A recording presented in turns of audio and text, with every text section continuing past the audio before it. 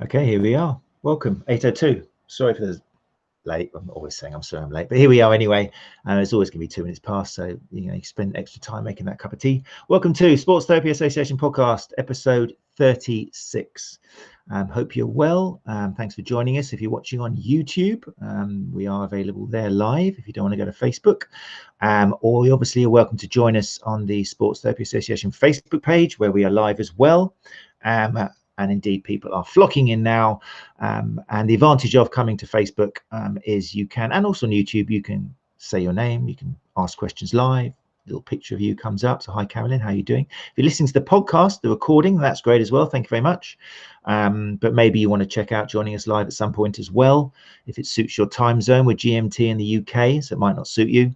Yeah, it is lovely to see you all coming along and sharing your questions with our guests. Hi, Mark, how you doing? Chris is here as well. Oh, there's going to be a lot of people in tonight, I can tell already.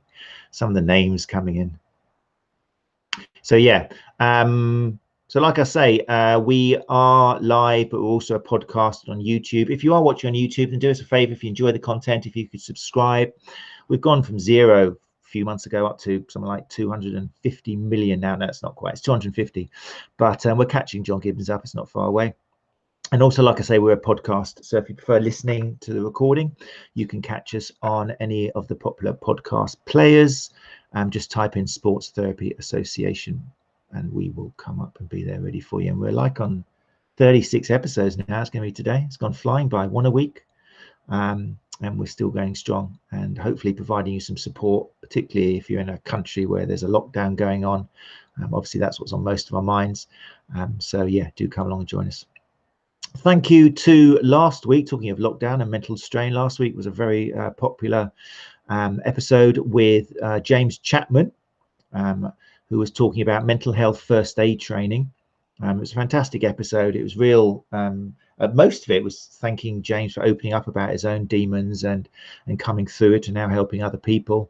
But there were some great pearls of wisdom with regards to spotting triggers and clients who you may need to provide some extra support, whether that's actually referring them on to somebody who can help them or just asking the right questions. It drew a lot of parallels with the pelvic health episodes we did with Bill Taylor and Grania Donnelly, where a lot of therapists have said they're having to tweak their kind of PAR-Q questions, the medical questionnaire at the beginning.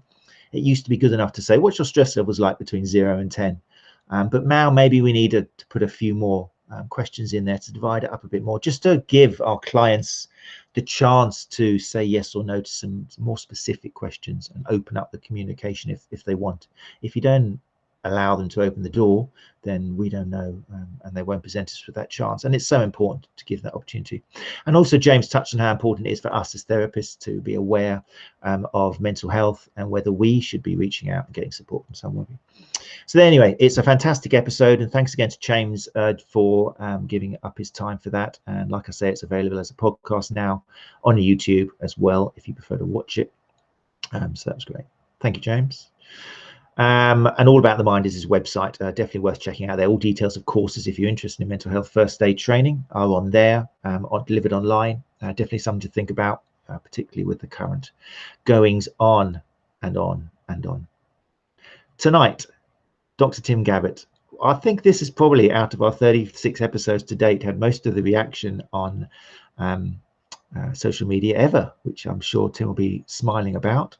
It was suggested that I should start recruiting teams for elite football teams or something. I don't understand about football, but the fact that we managed to get Dr. Gabbett on here tonight seemed to be very well praised and rejoiced. So you want somebody, we'll ask them. And it's all thanks to you guys, really. I mean, the podcast is going well. It's raising ears, and what we're talking about and the guests we're getting on is being congratulated on many levels. So it's all up to you guys for sharing it and coming along live. So credit to you guys that we are able to get people of Dr. Gabbett's level and experience onto the show. So before I do bring up, there is an action as well. Can't wait to ask about that photo. And those of you who are not aware of Dr. Gabbett, Tim Gabbett, the best stat, which I didn't realize when I was doing a little bit of research, I followed Tim for a long time because he's been around a long time. He's seen great things for a long time. But apparently in a recent study of 8 million scientists. That's 8 million scientists. In PLoS Biology, he was named in the top 25 most impactful sports scientists of all time. So there you go. That's the category and the of person we've got on the show tonight. 2 PhDs, all about human physiology and applied sports science. A huge amount of published articles, over 250, all peer reviewed, and internationally and nationally hugely respected. And we've got the joy of listening to and talking with Tim tonight about load management, which is something which I imagine a lot of people in here are aware of. I'm kind of hoping, as always, that if you are tuning in, particularly on the podcast, that maybe you've heard of the term. It's quite a buzzword. It's been going around for at least a year now, in a more topical kind of people talking about it way. But as with everything that catches on quickly, misconceptions and red herrings, and a lot of that is going to be cleared up, I'm sure, by Dr. Tim Gabbett tonight. So without further ado, I should bring him up. Welcome, Dr. Tim Gabbett. There we go. We're live. Hey, mate. How you doing? Great. Thanks, Matt. Hey, everyone. How are you all? Oh, I forgot to say as well, it's like, what, 6 o'clock were you in the morning? Yeah, that's right. Yeah. Beautiful time of day. I'm sorry about that. I'm not going to lie, and I've got to give a shout whenever someone joins us really early. It wasn't for this, it's a Run Chat Live, but JF Esculio actually joined me, I think, from where was he? In Canada. I can't remember where he was now, but at 4 o'clock in the morning. He just said, yeah, I can do it. That's fine, man. He was like 4 o'clock. But no, I appreciate it. And you're in Brisbane. On the plus side, I guess it's going to be a beautiful sunny day where you are, is it? Oh, look, it's been raining for a day or two, so it might be wet today. Oh, geez, didn't realise. Yeah, we get a bit of rain in summer. I was in Brisbane years ago, probably 90 or something years ago. I was there the year that they had the earthquake in where was it? What's the name of the place? Where was the big earthquake? It's gone. Newcastle. Yeah, I was there for the benefit gig. Got to see Johnny Diesel and the Injectors, all the guys. It was great concert. Terrible natural disaster, but it was a great year to be in Australia. Well, I'll tell you that growing up, that was Johnny Diesel and Injectors were probably one of my favourite bands, and I went and saw them as I think about a 15-year-old. I snuck into a nightclub. Actually, I didn't sneak in. My dad knew I was going, and just to make sure that I wasn't drinking, he came down to embarrass me while I was there, just to check on me. Oh, it was so embarrassing, but it was a good concert. Good gig. Yeah, very, very nice. Yeah, great album. Anyway, so there we go. So thanks so much for joining us. People, you can see now the comments on the live. We've got like about 53 people in there so far, which is great for live. Hats off to all of you for joining us live. No one watches anything live these days, so it's amazing to have you guys along. If you have got questions, then feel free. I'll bring you up onto the screen, but I'm going to ask him some first, as always.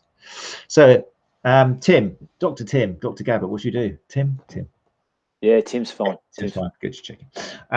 So just for people who aren't aware of you, I mean, I know it's like 25 years or more of being in the industry, but briefly, how did it start and how do you get to where you are and who have you seen in the process along the way? Look, I think, you know, I'd been playing around in sport for a lot of time, and like most people, I'd done a lot of volunteer jobs, and you know, a lot of semi elite type work in different sports. I think one of my first full-time jobs where I actually could live off what I was doing was in Tasmania. I moved from Queensland down to Tasmania, so it was our summer. Moved down, and it was quite cold down there in Tasmania, and I was the head of sports science at the Institute of Sport.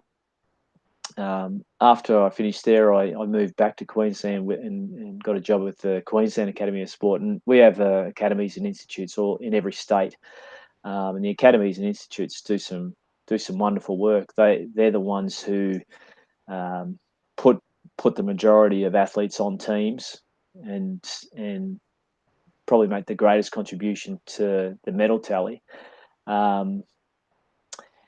From there, and I worked with swimming for a lot of years, and worked with team sports in that environment for a lot of years, and from there I moved on to professional sports. So I'd been in high performance amateur sport, so they're the ones who train really hard, but have to work during the day, and they're the ones that go to the Olympics. But in professional sport, you're there full time. You can focus on one sport. So I moved into worked for the Brisbane Broncos for a number of years and a number of different rugby league clubs. And that was probably 10 years ago now. I finished there, and it's sort of just been moving around to where life takes me from there. And when was it?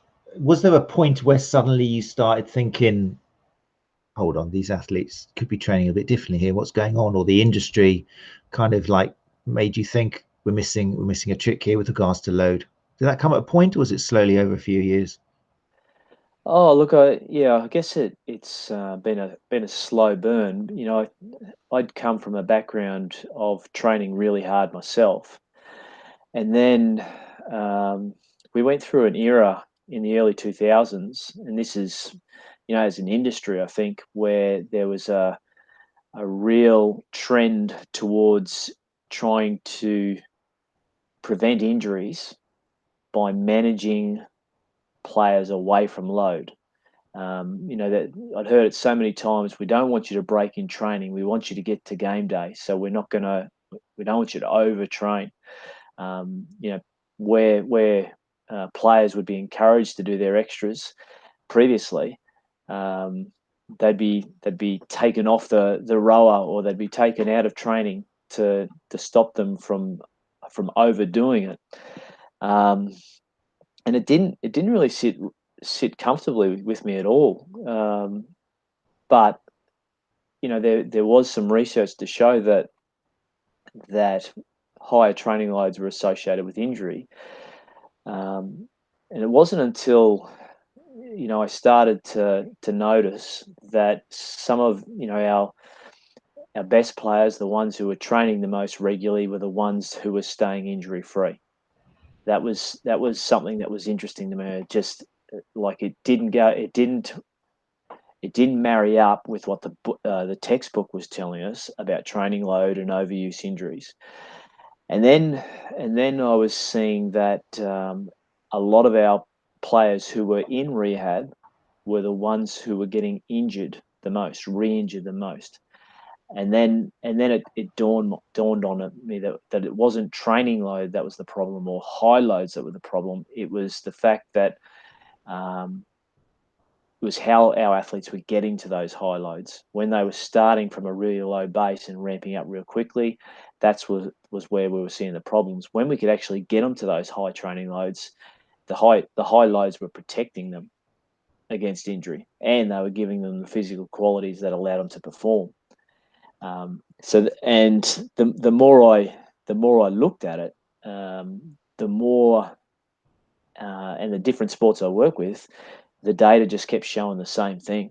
That when we can build safely to higher loads, it creates a robustness and it creates resilience. So along the way, and I think a few people in here have probably come across now and read about it, this idea of acute and chronic workload ratio. Can you tell us a little bit about that? Yeah, well, essentially what we're talking about is the load that you've done over a long period of time, the training that you've done over a long period of time, and we refer to that as chronic load. And chronic load is analogous to your capacity. And acute load is the training load that you've performed over a much shorter period of time. And we need our acute load to be slightly greater than our capacity in order to improve our capacity. You know, it's like any stress. You can run away from it, or you can move towards it. The more often you move towards it, the more likely it is you're going to be able to cope with it. Now, the acute to chronic workload ratio is just a ratio that looks at the size of the acute load, what you've done in a recent period of time, relative to your capacity. If you have very small increases in acute load relative to your chronic load or your capacity, then you can safely build to higher chronic loads, which is a good thing. But most of us are aware, or all of us are aware, that if you throw excessive acute loads at a at your capacity to handle it, so it's much greater than your capacity to handle that load, then it increases the risk of whatever tissue you're prescribing that load to of breaking down. It's I wonder, I don't know if it's the same for people in here or people listening, but for me, as soon as the word chronic comes up, you have kind of like negative connotations. We always think of chronic as in like chronic disease. And even hearing you say it now, even though I've read it and appreciated it and said it myself, whenever you say kind of like chronic load, it makes it sound like it's something negative. Do you find that in courses you've been to, or is that just people who are, I don't know, maybe it's something in the UK? I just find the word chronic difficult to associate with something. We need to kind of concentrate on chronic load. Yeah, look, I can see how you would say that, and let's put it into context as well that not all load is created equal. So we're talking in general terms that if you can, chronic load in my way of looking at it is being able to train consistently, having a consistency about what you do.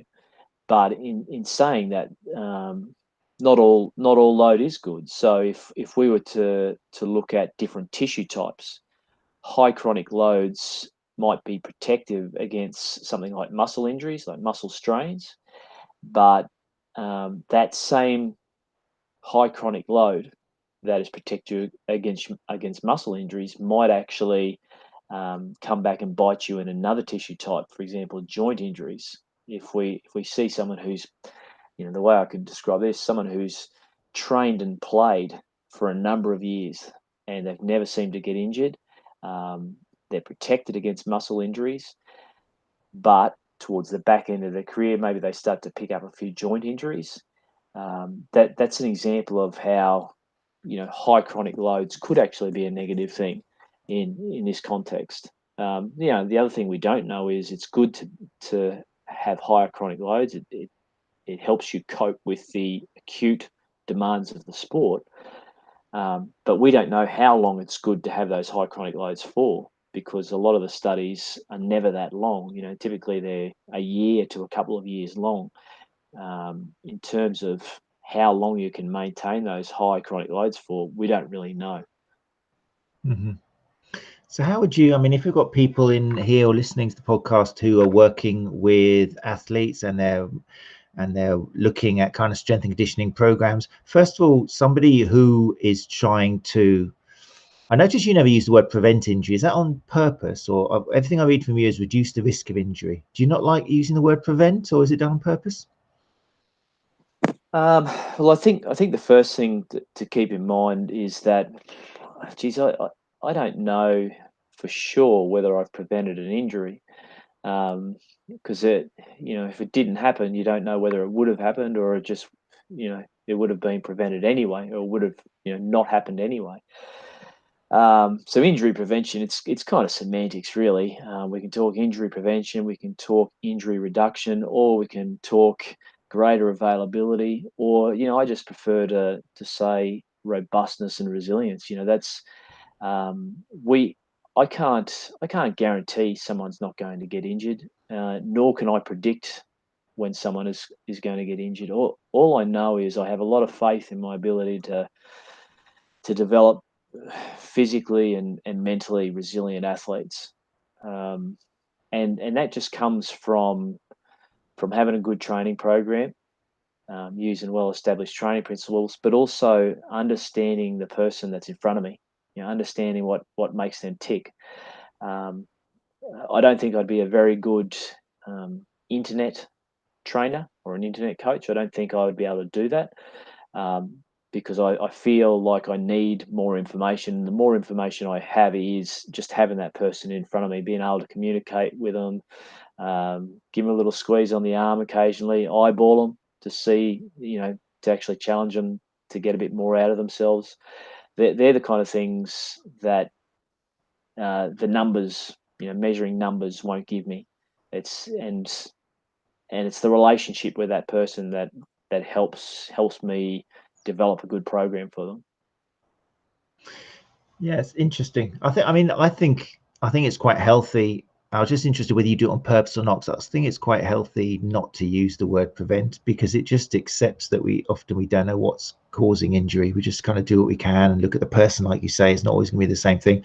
But I've seen you kind of call out a little bit, kind of announcements and promises of we can prevent injury, kind of like 80-90% or something. But you're not kind of a fan of that. And where do you sit? Like the other day we were talking on this podcast about screening and things like that.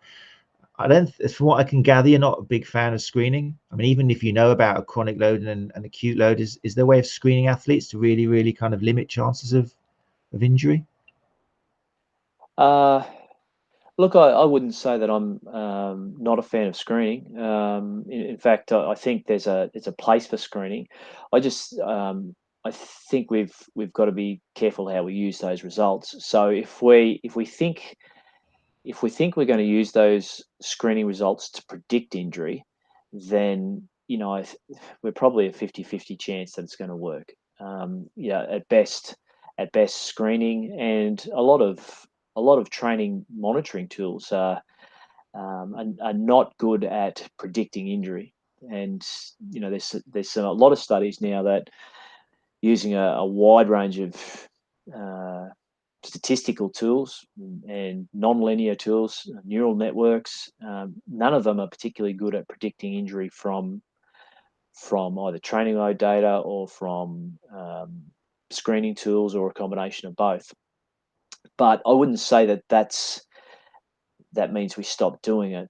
In fact, I think the screen is a perfect example of identifying either musculoskeletal limitations or physiological limitations. If we identify those, then what it allows us to do is put some individual work-ons or an individual program in place. You strengthen those physical qualities, which allows you or puts you in a better place to handle the physical demands of the game. And that's what we're training for. We're training for being able to perform the demands of the game. Training, and if we can perform the demands of the game, we're in a position for better performance. And as a byproduct of that, we may actually get tolerance or injury reduction. We may actually get protected against injury. That may be another positive side effect of it. But I don't think we should throw it out, nor should I. I don't think we should be using it to try and predict injuries either. Okay, great, thank you. I've got a question here from Aaron. I'll bring it up. If you're listening to the podcast, you can't see it come on the screen. But Aaron Bryers here asks, I've read a lot about increasing training load and capacity. A lot of research talks about the weekly 10% increase in training load as a rule of thumb. How would you educate therapists to successfully rehabilitate from injured rather than injury-free, or more than injury-free? Thanks, guys. Not sure what the last bit is there. Yeah, no, I understand that. Look, the 10% rule it's a guide. In general, what we want to try and do is avoid massive spikes in load, because out of any of the findings from research that are pretty consistent, it's that large increases in load, rapid increases in load, increase your risk. Now you can use the 10% rule or 10% guide, but have a think about, you need to consider the capacity of your athlete. So if you have an athlete or patient, I'll use the word athlete, but I'm talking about athletes or patients. If you have an athlete in bed rest, then 10% might be too much, because they just have no capacity to handle load. If you have someone who is in early stage rehab, then you might be able to increase more than 10%, because 10% of nothing is still nothing. Now, equally at the other end of the spectrum, if you have an elite level athlete who you're either trying to rehabilitate, or if they're trying to improve their own capacity, it'll be impossible to add 10% on top of that, because they're so close to the ceiling. Their glass is almost completely full. So the increase in load might be 0.1%. And this is where, firstly, that the 10% rule is really only a guide, because you have to consider the capacity of your athlete. And the second part is, this is where the acute chronic workload ratio comes in, because what it does is it takes into account the loading of your athlete relative to their capacity to handle load. We're talking about acute increase in load relative to their chronic load or their capacity to handle it. Okay, Aaron, if you want to follow up on that, then feel free to. Just write another comment in there. It'd be great to come back to that. Caroline McKendrick says, in my level 5 sports massage course in 2019, the lecturer told us that slow increased load was good generally for rehab purposes, but the risk of injury or re-injury was higher on chronic tendinopathy. It was advised to load high to prevent re-injury. Well, look, without knowing too many specifics of that lecture, I think in general, we have to be cautious of someone in rehab, because whenever you get an injury, you're going to have reductions in local tissue capacity, which are probably driven by pain, and it won't happen immediately, but not long after local tissue falls, sports specific capacity will probably fall to the basement as well. So if you've got those two capacities that have dropped, you need to consider how you're going to bring them back up. So let's talk about local tissue capacity first. The first thing I think that needs to be done is you need to calm the tissue down. You need time for biological healing. The trick then is to be able to restore local tissue capacity and restore sport specific capacity before you can bridge the gap between where they are in rehab and where they need to be in peak performance. Now, in the early stages, you probably need to take it a little bit slower, but I would use the word assertive is probably the best way to describe it. Don't be fearful of load. You can be respectful of it, but just don't be fearful of it. Don't wrap your athlete up in cotton wool, because if you can load early with a lot of injuries, and particular muscle injuries is one, if you can load early, relative to biological healing time, I'm not saying sprint them on day 2, but start loading, you can improve return to play times. There's some good research out there that has shown that if you can start loading 2 days post injury, as opposed to a week later, 9 days post injury, so front end your loading, it can get you back 3 weeks earlier. So there's a number of different studies that have shown building to higher loads in rehab can actually protect you against subsequent injury as well. So in general, I would say, you want to try and load. It's more the rate of loading. That's the thing you need to be mindful of. Great. Again, Caroline, if you got some follow-up questions to that, then feel free to do so.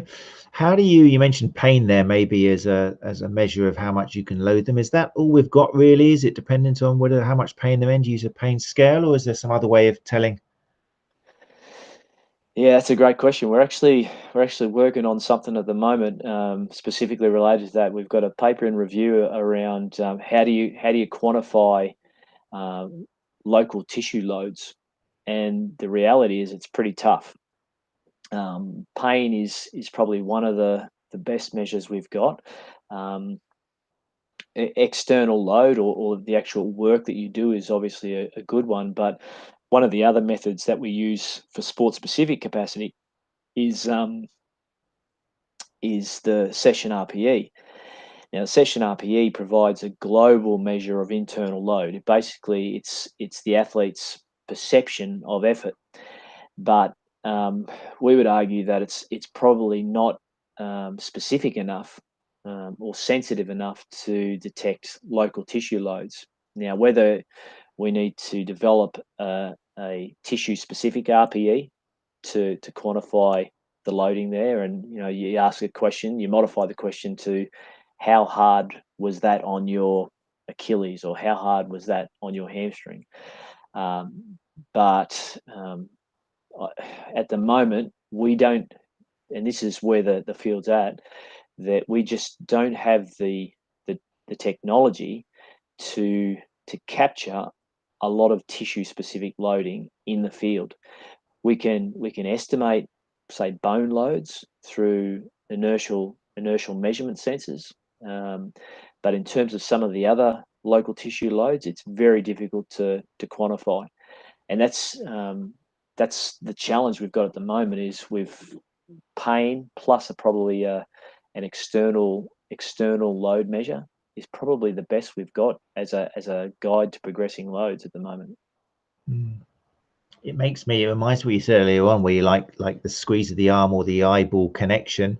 Obviously, we know, because of the kind of whole psychosocial factor of pain and everything, that whether the athlete manages more reps or not is going to be dependent on other factors apart from the tissue, local tissue.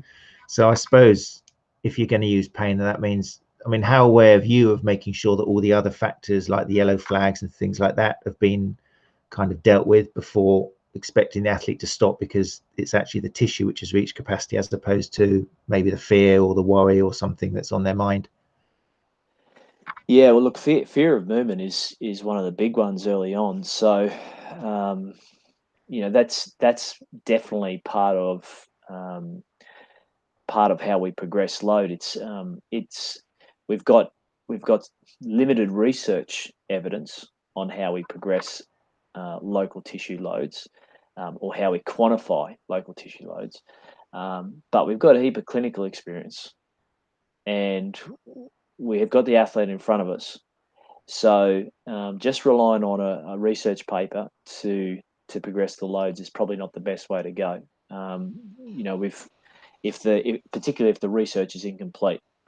So, because if that was the case, we wouldn't do anything. So we've got the research, but then we've also got to rely on our clinical experience, and we've also got to have the athlete in front of us to help us make a decision. And definitely, that fear of movement is not necessarily an issue with the tissue.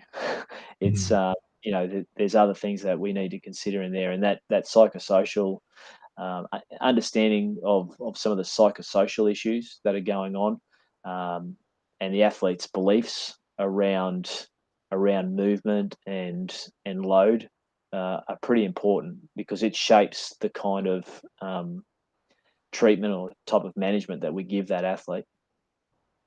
You've worked with the elitist of the elitist in various sports, and we always presume maybe that the elites, rather than kind of having a worry or preoccupation they're going to do themselves harm, they've got the opposite, where they might be reporting, oh yeah, that's about a 2 out of 10 pain, and really they're putting up with 7 or 8 because they think unless they've got some pain, they're not going to get through it. Is that something that you have to consider, or is that a generalization? Or look, I've been fortunate enough to work with some elite athletes, and some of them are very tough. Some of the things they do in competition, and then they come back into training, and you see what they can handle in training, and you kind of amazed, astounded that they can do the things they do in competition, because it's like two different people sometimes. Other times other times you can see why individuals are able to do the things they do in competition, because when they train with just such intent. But equally, even though there's elite level athletes that do some exceptional things, some of the athletes that wouldn't be described as elite or professional, some of the things that they've been able to do and overcome in their lives, and fight their way out of it, are equally impressive, I think, sometimes. And there's a heap of elite athletes who are very talented, or professional athletes who are very talented, who probably didn't achieve as much as they could have, because they didn't have enough of that ability to push through some of that pain. And it's a hard one, because pushing through that pain on a regular basis, I don't know how healthy that is. But definitely in some sports, and certainly some of the sports that we play over here, there's a real toughness about them. Like it's no place for boys. You've got to be physically and mentally tough to put your head where most people won't put their feet. So yeah, I take my hat off to those people who do it week in, week out. It takes a lot of courage. We've got a question here, and it's something I was going to ask you about. Let me, where had it gone? Yeah, so Timothy Grigg has said here, I love the term optimal loading, as it can be applied to all stages of rehab that's relevant to healing progression. Optimal load from acute to end stage rehab is obviously different, but means the same, if that makes sense. I was going to ask you, actually, because you refer to the difference between load monitoring and optimal loading. You make quite an important distinction between the two. Could you say a little bit about that? Yeah, well, look, I mean, if we let's take some extremes. You have someone who's monitoring load, but the athlete isn't doing anything.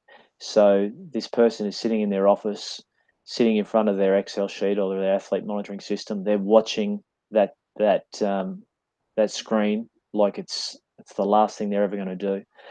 But nothing's happening because the athlete isn't training. But they're still monitoring it just in case something does happen. Now, that's one extreme. Now, the other extreme is you might have a strength coach, or a real gung-ho strength coach, who says, to never get injured, all you need to do is lift more. If you lift more, you'll never get injured. Now, in general, I would agree that stronger athletes tend to be protected against injury, and they tend to perform better. But just lifting more isn't optimal loading either. So when we lift, we need to monitor the response to that, and that's where the load monitoring comes in. Now, unless you make an adjustment, if the response is good, then you just go back and you load again. But if the response isn't good and you don't make an adjustment, then it's not optimal loading. You need to either increase or decrease the load, or give a little bit more recovery in between sessions, or if they haven't responded well, you might have to give some extra activation before the next session before you load again. It's when you combine the two, where you load, you monitor that load before deciding how and when to load again. That's when you get closer to optimal loading. Now, the reality, optimal loading is, it's a bit of a holy grail, because it's a moving target. Because at any point in time, we're trying to load slightly greater than our capacity to handle load, but our capacity at any point in time is dependent on our health. So the load I can handle today could change tomorrow, not because I've lost strength or aerobic fitness, simply because I've had a transient reduction in health, which therefore leads to a transient reduction in capacity. And that's what, and those health factors are things like your stress, your sleep, nutrition, hydration, and it could be sickness as well. So there's a whole heap of things that can impact on your capacity to handle load from day to day. Timothy, if you want to follow that up, then please do so. Becky Carroll's just mentioned, I don't know if you've read this, Tim, but Eddie Hall's autobiography is pretty interesting with regards to this topic. I'm sure he's got some very interesting anecdotes, Eddie Hall, a beast. Caroline McKendrick says, what do these special elite athletes have that others don't? ? Physical differences, mental differences, sports hypnotherapy. Yeah, going back to what you're talking about, having worked with elites. Oh, look, I mean, it's a good question, Caroline. I think in some cases it could be physical differences. In some cases it could be differences in technical or perceptual skill. The really good ones have got there's a certain mental resilience about them, and there's an interesting paper. It's on talent identification and talent development, but we put nowadays in elite sport, we put all the everything an athlete could want. We put these ideal conditions around them, so they have great facilities. We do all the warm-ups for them. We provide them food. They get massage. They've got everything at their disposal. But this paper is called "Why Talent Needs Trauma," and it basically talks about how some of the best athletes, and I'm not talking just the ones who make it onto a national team, I'm talking about the very best of the best, have had to go through or overcome some sort of adversity in their life. And it could be maybe their parents have divorced, or maybe they've lost one of their parents growing up, or both their parents. It could be as simple as when they were younger, they got rejected from every representative team, but they fought their way through that and they came out the other side. And what this paper is suggesting is that maybe we need a little bit of trauma, a little bit of adversity, embrace that adversity, because if you can overcome that, you start to learn some strategies to overcoming those challenges when you have to face them later on in your career. And if you've gone through your entire playing career having a rails run and never having that much adversity, never having to overcome adversity, then you don't really have the coping strategies to deal with it when something goes against you later on in your career when you become an adult. So I think that's I'm really fascinated by that part. That, and we've all got stories like that. The things that you achieve, you, me, Matt, we achieve in our life, we can tie back to specific moments that happened in our lives. We probably don't know it at the time that they're critical moments, but they end up becoming pretty important moments that shape the way we problem solve, shape the way we go about our business. And I think that's a big thing with athletes. Very interesting. Did you say that's a study that's being carried out at the moment, or? No, it's a paper that's been out a while. It's Right. it's a review paper in sports medicine. Okay, we'll look it I up. can send it through to you, Matt, and feel Yeah, free great. to We'll just put it in the comments if people are yeah. interested. I was going to ask. Oh, yeah. So I wanted to make sure that I wanted to hear from you some of the myths or misconceptions. You see a lot of people are interested in load management, and they come to you for some of your courses to learn more. What are some of because it has become a bit of a buzzword, it's been around a while now. What are some of the myths and misconceptions or things that people are doing wrong then? I mean, they've embracing load and they kind of think, right, I've got to get this person stronger. But what are some of the pitfalls or red herrings that, in your experience, therapists might fall for? I think the biggest one is that load management means resting players more. Depending on in the States, for example, the NBA, load management is the buzz term in the NBA. But I actually think it's been given a bad rap. Maybe the media have picked up on it, or maybe some people have got a different idea of what load management means. But I think the media believe that load management is just resting players more. Mm-hmm. And I think the way they've explained it in the press is that it's almost like a term that sports medicine and performance staff have made up to stop coaches from coaching their players or playing their players. And it couldn't be further from the truth. Good load management is all about using well-established training principles. And the idea behind training is to have enough quantity and quality of training, good training, that allows you to handle the minutes that you need to play as part of your sport. Now, there may be occasions where you might have to reduce load a little bit, but the idea is that it's not about taking players out of training or taking players out of games. It's about putting the best program in place so that you can give that player to the coach more often, and that they've got them more often. And when they do have them, they're not only available, but they're ready to play. and they can execute your game style. That to me is what load management should be about. But I think there's a lot of people out there that misunderstand load management. They see it as resting players. Mm-hmm. Makes sense. Do you guys in Australia, I mean, over in the UK, I'm not sure where it came from originally, but the whole acronym RICE, the idea of rest and change to police, did you get that? Where the idea was you put some optimal loading in there. Did that take off in Australia as well? Yeah. I don't know if it's taken off so much. I'm sure it probably has, but I have seen the acronym. Yeah, it's a tough one because RICE has been around a long time. So I wonder if that's part of the problem, because it's always rest first of all. But even like you've said, if someone comes in and they've had an injury yesterday, it's all about trying to get them to put some weight on that leg if they can and start optimally loading and stuff. But I wonder whether just getting rid of ice would help people to be less protective. Yeah, but potentially. I mean, that may tie into it.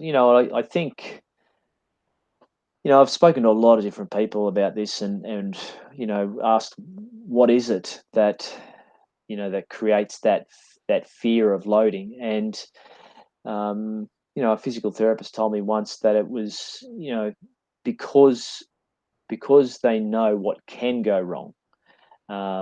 There's maybe that's why they're more cautious. Um, you know, at any point in time, the risk of injury is pretty low in any sport.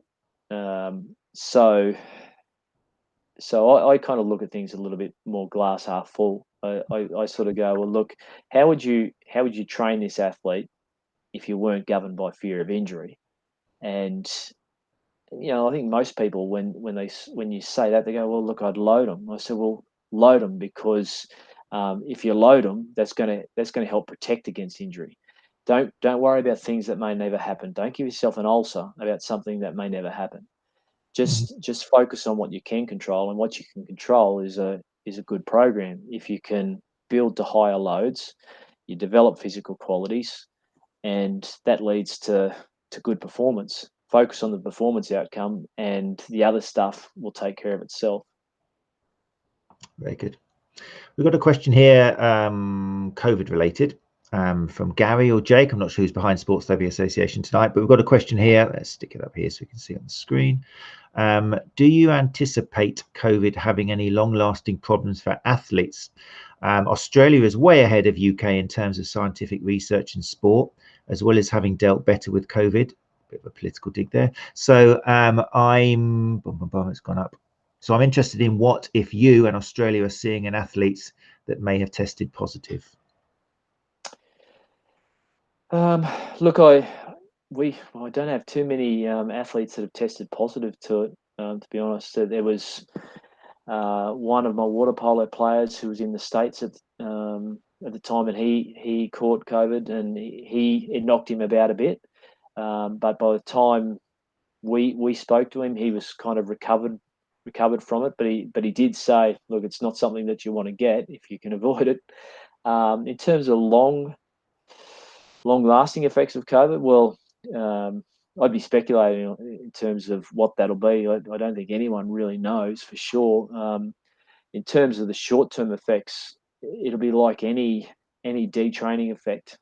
So if you're stop training for a while, if you don't use it, you'll lose it, and it'll be the same thing with COVID. So, but what you're also recovering from is, quite a significant illness. So, you're going to have to take your time getting someone out of that kind of that state. There could be a reduction in aerobic capacity. Definitely there'll be a reduction in strength if they've been laid up for a while. So reassessing that capacity to handle load and before loading again is probably going to be key. And while you're loading the athlete, and then after those sessions, just checking in on the response to load is pretty important as well. Are they tolerating the load you're giving them? Are they breathing okay? Are they feeling okay? And then are they recovering well after the session? I think is probably a good tip to manage your way out of it. Cool. Lisa's got a question here. She seems to think there's something apart from loading that an injured athlete needs. But she says, what other types of interventions alongside loading would you recommend following something like an acute lateral ankle sprain? Or is it all loading? Are you into other things for either patients? Well, look, yeah, I mean, I work with physical therapists, Lisa, so they would be kind of prescribing the treatments here, depending on the severity of the ankle sprain. You know, we will have people go into a boot for a while, one of those moon boots, and you know, they'll be getting regular physical therapy. You know, in terms of they will be doing some passive therapy. You know, the passive therapy may not result in you know, terrific long-term outcomes, but the idea behind the passive therapy is to get that athlete in a place where we can use some active loading. So, you know, if you ask me, do we use passive therapies? So I would say absolutely we use passive therapies, but we also use it with the view of an understanding of why we're using it. We're using it so that we can, it's either to make the athlete, to help the athlete feel a little bit better, or to gain a bit of trust with the athlete. It could be to get a bit of blood flow through the injured tissue, whatever the reason is. But then we're trying to progress that from the passive therapy into the active loading. It's interesting, again, for somebody who's worked with elite athletes, I tend to see or get the impression that elite athletes, more than anybody, kind of believe that their physical therapist or massage therapist is actually breaking down knots and adhesions, and they expect a bit of pain. They like it. I mean, there's research which has shown that, in fact, a bit of pain during therapy might improve the endurance of that person when it comes to the sport. But have you seen that with elites? Do they kind of, a lot of them, they keep these beliefs going that they need to be pummeled to death, otherwise they're not going to get better or perform well? Yeah, look, I don't think I've ever really discussed how an athlete feels when they're getting some soft tissue work done. But if you let's put me in the position of the athlete, because you know, I've convinced myself that I'm an athlete and who's just been paid by their job to train. So yeah, look, if I'm going for a massage, then in general, I don't know if it's pain, but I want a deep massage. I want to feel like something's being done there. Now you'll probably know better than I will about the fine line between that therapy being a positive and a negative, having a positive and a negative effect. So I assume it's a type of load that we're putting through the body. Now, massage in itself is, you know, probably more viewed as a recovery aid than what we'd say as extra training load. But I wonder if we put so much pressure through an athlete, through the tissues when we're massaging them, does that then become a positive training load?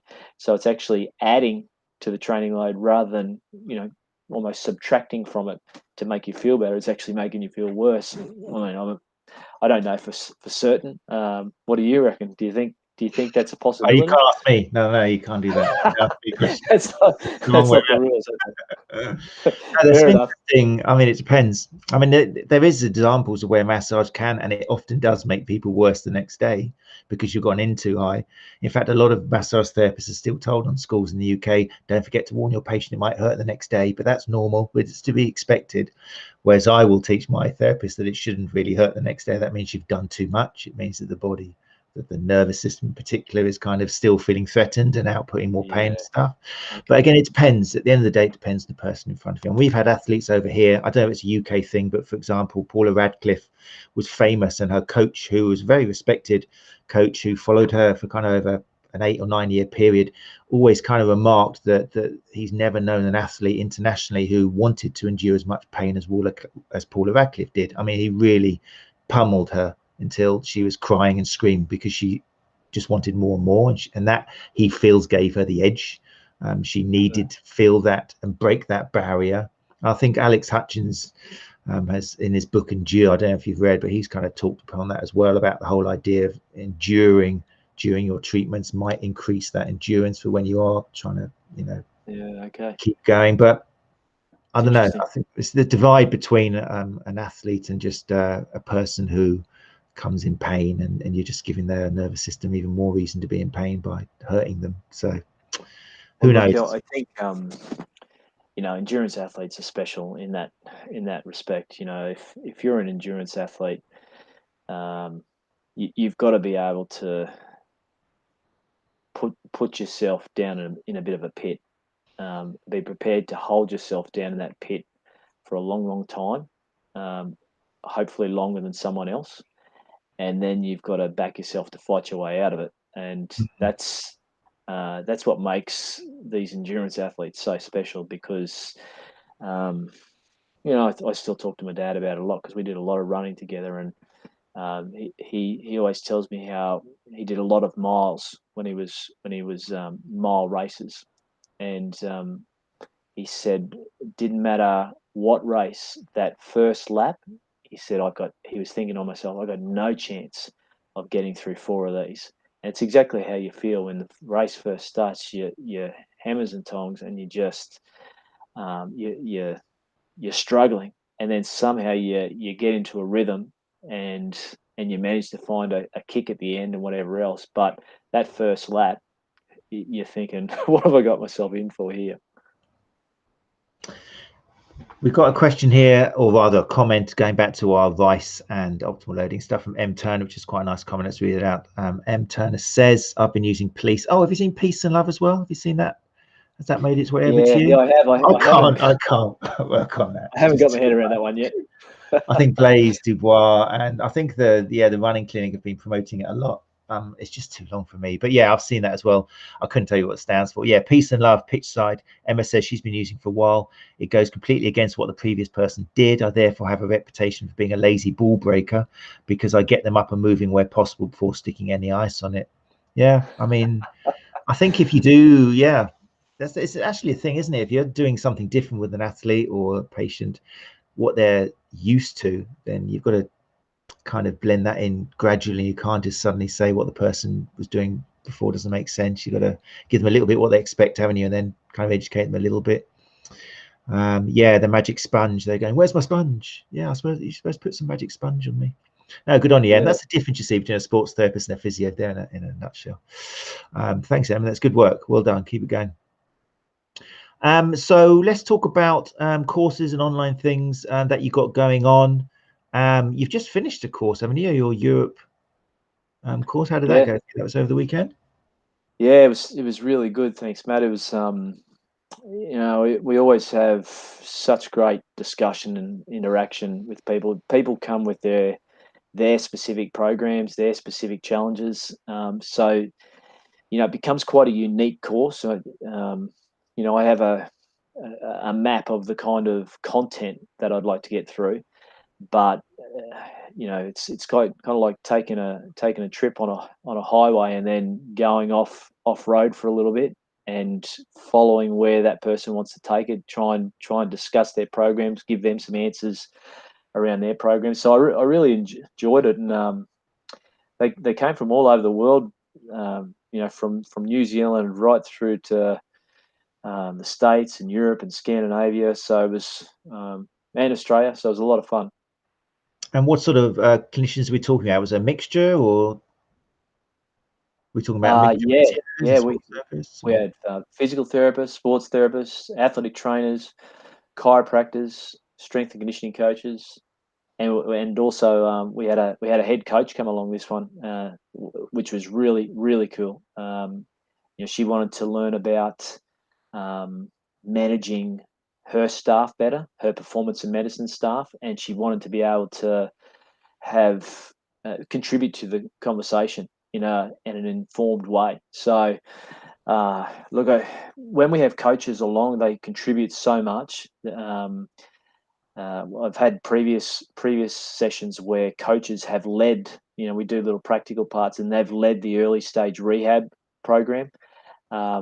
Which is just fantastic that they feel confident enough to get up in front of people who are, probably have more expertise in that area and then lead it. It was terrific. Those kind of things are nice little wins when you see coaches doing that kind of thing, and people kind of stretching themselves out of their comfort zone. But you can see they've actually, it's been tough for them, but they've really embraced and really enjoyed the challenge of that. So yeah, I enjoy that part of it. That's great. And I ask this to everybody who's kind of running courses. What are some of the eureka moments that you see from people who are doing your course, where their eyes just gone, oh my God, I've never thought of it that way, or kind of myths which they have a little bit busted? What are some of the typical ones which you see? Well, one of the things I do is I get 3 groups to put together a return to play program, and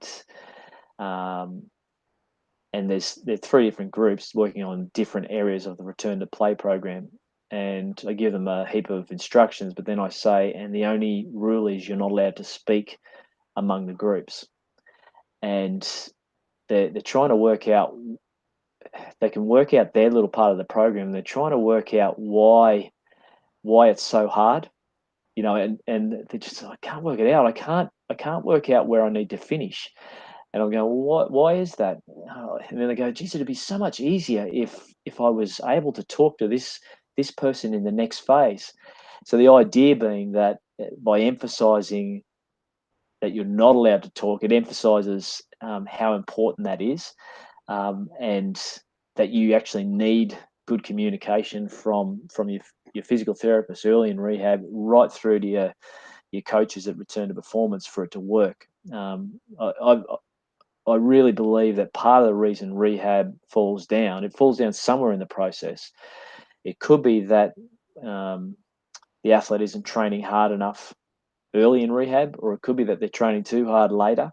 But either way, they're probably both right, because the communication has fallen down. So when they recognize that, they go, oh, of course, like it would be so much easier. Things would work so much better if we just talked. So those kind of things are kind of moments that we know are there. We know it's important to do it, but we just sometimes, when the pressure's on, when the heat's on, we go back to what we know best. We just go back into our shell a little bit. Brilliant. And who do you think, I mean, everyone obviously who goes into your course is going to benefit, but if you were trying to find somebody who would be at the right stage in their career to go onto one of your courses, what would be the kind of things which they're trying to improve or take away from it? Oh, look, I think it's the kind of course where if you're a physical therapist who spends a lot of time in that early stage rehab area, then what you will learn about, I think one of the biggest things you'll learn is what happens at the other end. So, what are you actually bringing that athlete back to do? And then if you've got an understanding of that, then that is so informative to the kind of load you provide early in rehab. And from a strength and conditioning viewpoint, your world in terms of strength and conditioning and exposing the athletes to the demands of competition. But what it kind of promotes is the ability to look back and say, okay, well, this is the kind of loading that's being done early in rehab. Okay, I need to consider that when I expose my athletes to these tough demands, because if they haven't done that lead-in work, how are they going to be ready for what I'm about to throw at them? So it's I think a big thing is the appreciation of as much about loading and different ways to achieve that and do it in an individual way. It's just an understanding and appreciation of different professions as well. So I think that it sort of goes across a few professions in that way. Fantastic. And I mean, some people are fearful of going on courses because they think it's going to be too much for them, or is there kind of, who do you think, what would people need to have before going onto your course? Do you kind of like check out who's coming on, or set like a qualification or a level of understanding before they come on, or? Well, look, it's based on it's based firstly on research evidence, right? So the idea is to take the latest research evidence on loading. But one of the things I try and do is present it in a user-friendly way. So, if you know what it's like reading research papers, they're pretty hard to read. I often joke that I don't read any of my papers again unless I'm having trouble sleeping at night, because they're really sciencey. They're hard to get through. So, but I think there's a lot of good info in them. So what I try and do is take the information out of it and just present it in a way that, okay, well, this is what it means to your practice. So in terms of the qualifications, all you need to be able to do is accept the fact that I'm not going to tell you what to think, but I am going to try and encourage you how to think. So I'm going to try and draw out of you what you've already got in you. And so if you come with that kind of mindset, that you want to improve your clinical reasoning skills, you want to challenge your beliefs around a certain topic, then you'll get a lot out of the course. So if you were a physical therapist, sports therapist, strength and conditioning coach, anyone working in the health professions who has to try and get an athlete out of rehab or keep them out of rehab, keep them at performing at high levels, would probably enjoy the course, because it's not just research. There's there's a few different ways of presenting that, heaps of practical things in there as well that sort of keep you moving the whole time. Brilliant. And I think, I'm just going to put your website full screen now for people wondering where you've gone. There you go. There's lots of information on your website and testimonials and things that people can find out about. And you've also got videos and details of online stuff people can do, and also some great blogs as well and up-to-date things going on. What have you got coming up for people who are listening to the podcast or watching on YouTube or Facebook? What have you got coming up over this year? They've missed out the Europe one. Have you got anything else planned? Or yeah, look, I think this new course, the new online course, is something that we put a lot of time into that. I didn't realize how much time it was going to take, but the end product, I'm really, really happy with. There's so we'll keep getting that out to teams and individuals. is this something where people do it themselves? So the idea is you work through it yourself. Yeah, it's an on-demand course. So the live online course is one that we do, and it's interactive. So that was one on the weekend. But the on-demand course is the one that's the online certificate course. So it's got something like 15 hours of content and over 10 hours of practical skills videos and hands-on activities. So you can do it at your own pace. You can go back and watch it anytime. There's quizzes. There's the activities that you can do to test your understanding. So there's a whole heap of different ways to learn. So and a whole heap of different examples in there. So we're just trying to keep up with the people enrolled in it at the moment. There's a lot of people doing it at the moment, which is great. And now what we're finding too is a lot of different sporting teams are putting their staff through it, so that everyone in the organisation is speaking a similar language. They don't have to think the same way. That we still want diversity in the group, but when everyone's talking about load, they're all talking about the same thing. So as soon as travel gets up and running again, I'll keep getting around to teams and keep getting around to different places. So I'm really looking forward to getting back to the UK and the States and getting out and seeing people again. That's probably been the challenge, being locked down. Is it's kind of like a marathon with no finish line at the moment. So we've just got to keep our head down, put one foot in front of the other, and we'll come through the other side and we'll be stronger as a result of it. But we just got to be patient. It'll pass eventually. Oh, for sure. Yeah. And yeah, hopefully we will come out stronger. We're already seeing ways which certain things are improving. I think we said off air, wasn't we, this time last year, actually in Birmingham, weren't you, with Mike Grice? Was it around now? That's right. It was I think it was early March. Yeah. It was it was the first place we visited, and then we went to a number of different countries, Germany and Switzerland and Belgium and Netherlands, and everywhere we went, it felt like we were being chased by COVID. The borders would close behind us. It was quite a trip. Terrible. But we will get through. Yeah, so Sports Therapy Association, I think it's Jake tonight, can't remember, or Gary. So yeah, I'd highly recommend Tim's course. It's really practical, can easily be translated to the therapy world. So yeah, we're talking about athletes, but I guess the principles are still the same for people who just want to get back to functional fitness. And recreational athletes. Don't have to be looking after elite athletes to benefit from the course. So yeah. Right, well, look at it, 9:12 already. Well, that's gone over time. Well, we should have expected it with a man of this level. And you yourself, you're still, I mean, I've seen you still training very hard, or the photos look like, unless you've just done one of those Mike James kind of spray on the sweat and then tell someone to take a photo, but you seem to be out there training very hard. Yeah, I'm just really good with Photoshop. I just grab really fit looking bodies and put my head on them.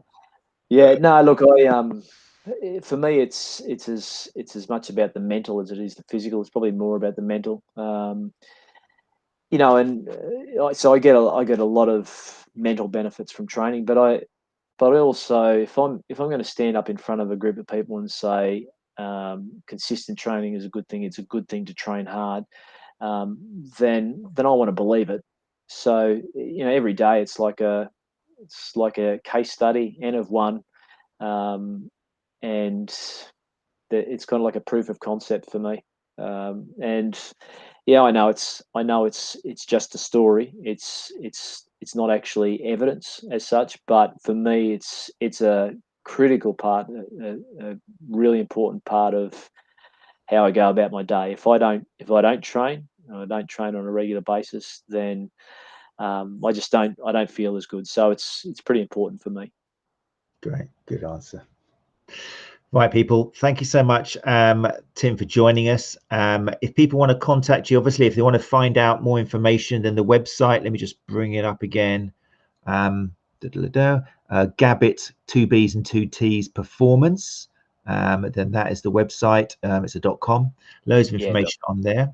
And if people want to contact you, is it best going through the website, or are you on a particular form of social media more than others, or?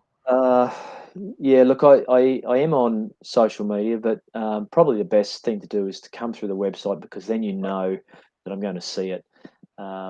Sometimes I see those messages and then I get distracted, and then I feel ignorant when I only get back to them later after forgetting about them. So yeah, come through the website. Brilliant. Okay, and we're going to put a few of the links which you mentioned, like to the paper, on where the elites get their strength from. We'll put these in the links, and we'll use this as always, the comment section here to update you. So if you've got any more questions, then do feel free to put them in there. If you're listening to the podcast or watching YouTube, then feel free to send questions in or put them on the YouTube channel, and we will get back to you. Tim, thanks so much for your time. I've taken up 1/4 hour more than I said I would, so sorry about that. My pleasure, Matt. Thanks for having me on. It's been a good chat, and thanks everyone for dropping in for the hour. Appreciate your questions and taking the time to have a chat. Hope you're all well over there. That's a shame it's like 9:15 in the UK, because you've inspired me now and made me feel probably a bit guilty that I should be going out for a run or something.